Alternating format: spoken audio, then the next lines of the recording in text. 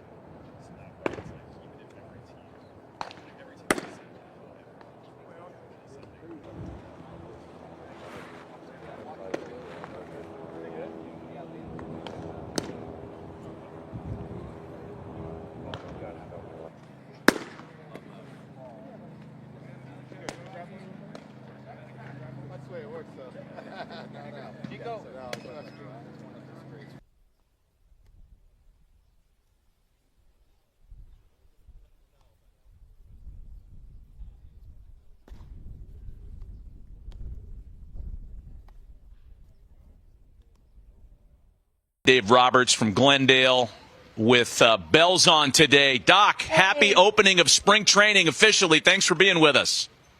Well, guys, I've got the dynamic trio to have a conversation with, so thanks for having me on.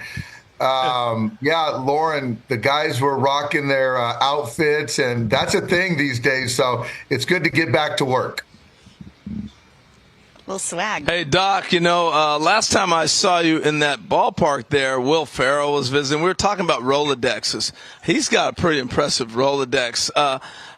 How many celebrities you have coming through there throughout the summer, I should say spring camp, and even though it's quick before you have to head to Japan? They're gonna be coming. They're gonna be rolling through. Will's gonna make another trip out here. There's gonna be it's gonna be like Happy Gilmore 2. We're gonna have some cameos that I just can't disclose right now, HR. But hopefully it'll line up for your trip out to the desert.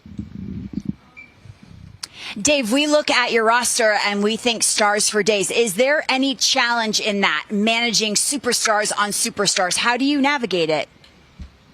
I do think that there is an art to managing high expectations and managing superstars. Fortunately, I've built a relationship with all these guys and look to further my relationship with Shohei. And, Blake Snell is in town now, so just kind of having a great conversation with him yesterday. But there is, because they all got to, as Josh Bard always says, they always got to be told they're pretty at some point. So you got to kind of divvy out the compliment, but you got to ride them too, because they all, I think for the most part is they all want to make sure that you can make them better. And so you got to have some content as well when you're talking to these guys. A little bit of a different timeline, Doc, with the sprint-style spring training. I know you guys have been there a little sooner than a lot of teams because you're headed out to Tokyo to open the season before everybody else is settled into their shoes. Talk about some of those challenges and maybe what you're doing specific to that series. Yeah, I think that one good thing is that we had the run last year as far as going to South Korea and going and understanding the timing, the rhythm, what it entails. So we reported on time. I think that really being resolved to the fact that you don't need to build pitchers up to 6 and 90 for those 2 games in Tokyo. I think that we feel really good about that. So it's going to be sort of use a lot of different arms. I think the position players will be fine as far as ramping up, getting ready. We've got 2 exhibition games there in the Tokyo Dome, which is going to be great. I actually think guys, to be honest, knowing that we only have 4 weeks of spring training here in the desert, guys are excited about. And I did a trip this past winter with my son to Tokyo. And honestly, guys, it restored my sense and kind of global humanity. The people there were fantastic. They can be kind. People can be kind. And then the food was fantastic. So I'm really looking forward to my players kind of seeing that culture and winning a couple ball games. But honestly, HR, I think the X's and O's, the logistics, we feel good about that. So let me ask you, Tokyo's that's going to be fun, man. I'm not expecting Shohei, but what about Sasaki and Yamamoto? Are they going to pitch those 2 games? Will they be pitching in Japan? I think the expectation for both those guys to pitch is real. That's our expectation. But as I say that, you just never know. Today's our first day of pitchers and catchers, so things can certainly change. But I think at the outset, that's the anticipation. Yeah. Hey, we asked Torey Lovello about this, Doc, about lightening up camp and doing something when it starts to drag a little bit. So back to your experiences, even as a player, is there something you can remember 4+ weeks into camp when everybody wants to get out of there that a manager had done or a coach had done that made everybody smile? Well, I think giving veterans an off day is always nice. It's one of those things that you're looking at the schedule, you got 6 weeks and there's one off day, but then the manager goes, hey, today don't show up to the ballpark and, you have an off day. Go to Sedona, do whatever the heck you want, go play some golf. That's good. Buddy Black always did a lot of great things and trying to get outings together and get players to go do certain things. And I kind of took that and ran with it myself and sort of tried to make it my own. But I think for me is shortening the days, which I think a lot of people in all industries or sports manage workload. So we're in and out. We're pretty efficient over here at Camelback Ranch. Dave, we were just talking with the commissioner about the moment he fell in love with the game. For me, it was when Cal Ripken Jr. broke Lou Gehrig's consecutive games played streak. What was that moment for you? Do you remember as a young boy? Oh, man, that's a great question. So the first that comes to mind is I remember I lived on a little hill, and my dad would be in his fatigues from work. So call it 5 o'clock, and we would just play catch. And what's that whole, like, let's have a catch? And so my dad and I, God rest his soul, would play catch. I remember sleeping in my baseball uniform before Little League games and opening day. I think I was there for Tony Gwynn's 2000 hit against the Rockies at Jack Murphy Stadium, and that was something really special to me. Yeah, and I think, honestly, guys, just coaching baseball, coaching these players and watching guys practice, I just can't get enough of it. I would go to high school right now and go watch high school players take grounders and run an infield right now because I just love the game. And it's good to hear the commissioner say that, yeah. No, that's really cool stuff. All right, I want to ask you about 3 players. Last time we saw Freddie Freeman, he was hobbling around on an ankle. I want to know how he's doing, how that ankle healed up. I want to know about Sasaki, the first time you saw him in person now in the uniform, some of your thoughts. And then Shohei, where's he at with the shoulder, and how are we going to get him back to pitching, or what are we going to see early from him? Go ahead. You got the floor. All right, so Freddie, swinging the bat really well.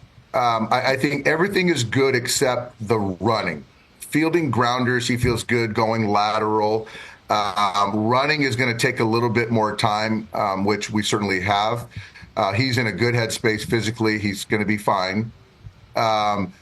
Roki, it's a little bit like if you look back at Shohei when he came over to the States, I see a little bit of Shohei as far as just kind of the boyish sort of physique, not as broad shoulders, but in a uniform, man, he looks really good in a uniform. And I do think that after all the things that he kind of took on this offseason, there's a big exhale that there was some finality to his decision. And he's just trying to fit in right now. And we're excited certainly to have him.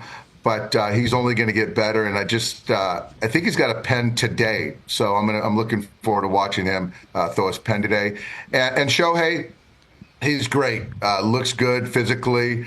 I think last year there was a lot of newness, but I know he's excited to start pitching again. And as you mentioned at HR, he's not going to pitch in Tokyo, but sometime shortly thereafter he will. But that's all contingent on his buildup. So right now, as we saw, he's playing catch. He's going to throw a pen here soon, and we'll see where he's at. I don't think anyone really knows that answer, but I do know Shohei's going to try to push us as much as he can to get out there and pitch in a big league ball game.